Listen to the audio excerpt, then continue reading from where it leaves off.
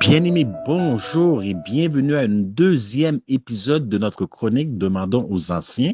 Donc, ce que nous allons faire, nous allons passer plusieurs semaines à examiner cette question sur l'immortalité de l'âme. Est-ce que c'est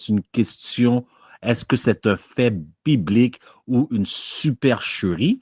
Donc, je vais vous débuter par vous citer une citation trouvé dans The Great Controversy, page 588-589. La raison pourquoi je dis The Great Controversy, parce que nous savons que ce livre est traduit en français, La tragédie des siècles ou La grande controverse, mais je dis The Great Controversy en anglais parce que j'ai pris ma citation à partir du livre anglais. La citation dont je vais vous citer, c'est ma propre traduction. Donc, je l'ai traduit de mes propres mots en espérant que c'est assez identique dans les livres français. Donc, il a dit, par les deux grandes erreurs que sont l'immortalité de l'âme et la sacralité du dimanche ou la sainteté du faux sabbat, qui est le dimanche, Satan entraînera les peuples dans cette tromperie, tandis que la première jette les bases du spiritisme ou du spiritualisme. La seconde tisse un lien de sympathie avec Rome. Les protestants des États-Unis seront les premiers à tendre la main par-dessus le gouffre pour saisir la main du spiritisme ou du spiritualisme. Ils atteindront l'abîme pour serrer la main du pouvoir romain. Et sous l'influence de cette triple union, ce pays suivra les traces de Rome en bafouant les droits de la conscience. Encore une fois, considérons la première ligne de cette citation. Par les deux grandes erreurs, donc c'est une erreur, l'immortalité de l'âme est une erreur, ce qui veut dire que ce n'est pas biblique. Mais voilà les questions que je reçois et beaucoup vont me citer des textes de Saintes Écritures et j'ai plusieurs textes à partir des Saintes Écritures qui semblent prouver le contraire, qui semblent prouver que l'âme est immortelle. Et aujourd'hui, nous allons considérer l'un d'entre elles. Donc, c'est un texte que beaucoup de protestants utilisent pour vous dire que l'enfer est éternel, on brûle éternellement, l'enfer est éternel, et c'est un texte que nous, en tant que faible reste, en tant que ce qu'on appelle l'Église du reste, utilisons dans une autre compréhension. Donc, c'est ce que j'aimerais partager avec vous. Encore une fois, vous allez voir le email en haut de l'écran. Envoyez vos questions que nous allons répondre hebdomadairement. Nous ne voulons pas des questions faciles, nous voulons les questions les plus difficiles que possible afin que votre compréhension soit claire et que tout soit clair à la lueur et à la lumière des Saintes Écritures.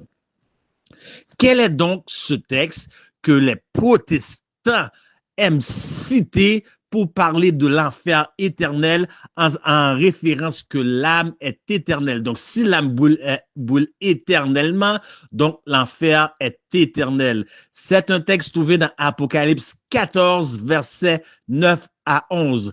Pour nous, le faible reste de l'Église du reste, de l'Église militante, c'est ce qu'on appelle le message du troisième ange. Et écoutez ce qu'il a dit. Et un autre ange, un troisième l'a suivi en disant d'une voix forte, si quelqu'un adore la bête et son image et reçoit une marque sur son front ou sur sa main, il boira lui aussi du vin de la fureur de Dieu, versé sans mélange dans la coupe de sa colère, et il sera tourmenté. Écoutez bien, il sera tourmenté dans le feu et le soufre. OK, ça c'est vrai.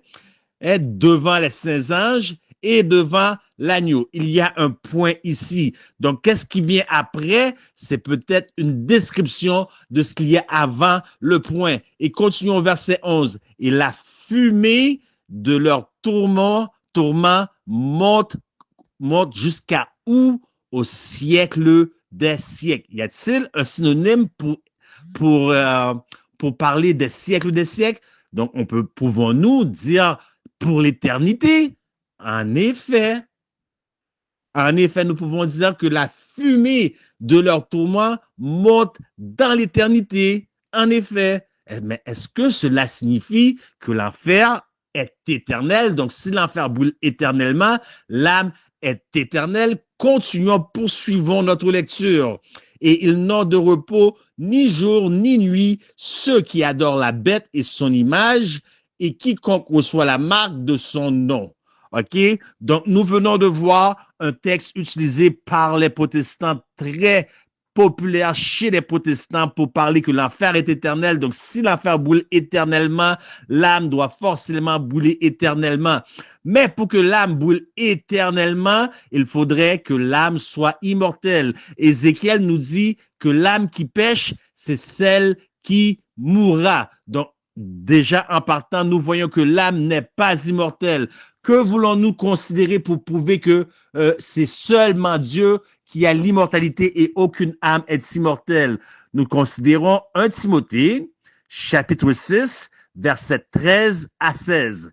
Donc, je lis pour vous. Je te recommande devant Dieu qui donne la vie à toutes choses et devant Jésus-Christ qui fit une belle confession devant Ponce Pilate de garder le commandement et de vivre sans tâche, sans reproche, jusqu'à l'apparition de notre Seigneur Jésus-Christ, que manifestera en son temps le bienheureux et le seul souverain, le roi des rois et le Seigneur des seigneurs, qui seul, qui seul, je répète pour vous une troisième fois, qui seul possède l'immortalité. Combien de personnes possèdent l'immortalité, bien-aimés? Combien? Et pourtant, le texte semble dire autrement, qui habite une lumière inaccessible que nul homme n'a vue, ne peut voir, à qui appartient l'honneur et la puissance éternelle. Amen. Donc, on dit que manifestera en son temps le bienheureux et le seul souverain, le roi des rois et le seigneur des seigneurs, qui seul possède l'immortalité. Une seule personne possède l'immortalité. Donc, il y a combien de billions et de billions et de billions de personnes qui vont se retrouver dans le feu éternel? Donc, est-ce que l'âme est réellement éternelle? Allons-nous brûler une éternité ou est-ce un mensonge? Donc, tous ceux qui ne seront pas sauvés ne vont pas brûler une éternité. Preacher, j'aimerais que tu nous confirmes cela. J'aimerais que tu nous expliques ce texte plus en profondeur. Simple. Nous allons nous rendre à Jude 1, verset 7.